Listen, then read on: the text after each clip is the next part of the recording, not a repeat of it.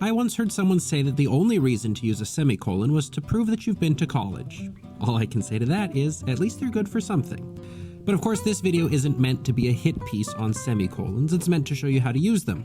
So why don't I put my personal distaste on hold and show you how to look like you've been to college by using semicolons like a pro. In the first video in the series, we talked about periods. A period divides sentences, creating separation between the ideas expressed on either side of it. Semicolons stand in places that are similar to where periods go, but they accomplish a very different task. Now, before we get carried away, let's review a basic point of grammar. If you're interested in a deeper look, check out our grammar series. The link is in the description. But for now, sentences are made of clauses, basic grammatical units that come in two main flavors.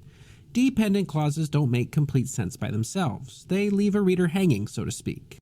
Independent clauses can stand by themselves, though, and the most basic sentences are composed of single independent clauses. If you want to glue two independent clauses together, a semicolon is the tool for the job. So here we have two independent clauses. They make sense by themselves, and they're perfectly comfortable as sentences on their own. But periods are separators. When these clauses coexist in separate sentences, there is no reason for readers to suppose that they have any connections. But fuse the clauses into a single sentence with the connecting help of a semicolon, and there arises a quiet suggestion that they belong together for some reason. If they weren't connected in some way, they would be better off in separate sentences. The semicolon tells readers to pay more attention to how these two clauses might be related. Unfortunately, and this is why I rarely find room for semicolons in my own writing, the semicolon doesn't do much to tell readers how the two clauses are related. So they seem at times to be unhelpful guides, telling readers something like, "These two ideas belong together, can you figure out why?" No, I'll never tell. And remember, the goal of punctuation is to help readers read, to make things clearer than if it were all just a string of free-floating words. So thoughtless semicolon usage can create unnecessary puzzles for readers that don't have any answers. Because of that, it's very common to see semicolon conjoined clauses pivot around a transition word like consequently, however, or therefore. These transition words, followed by a comma, give readers an explicit guide to how the two clauses relate to each other, saving them from having to guess. In this way, semicolons can work to reinforce the close connection between clauses, while the transition word makes the nature of the connection explicit. See, for example, how a period could interrupt the syntactic and logical flow between these two clauses. The transition word is still doing important work, but readers come to a full stop before getting to it. The transition word and the periods are almost at odds, so where it's important to maintain a close connection between ideas, a semicolon may just be the tool for the job. Semicolons also create opportunities for a pretty nifty trick.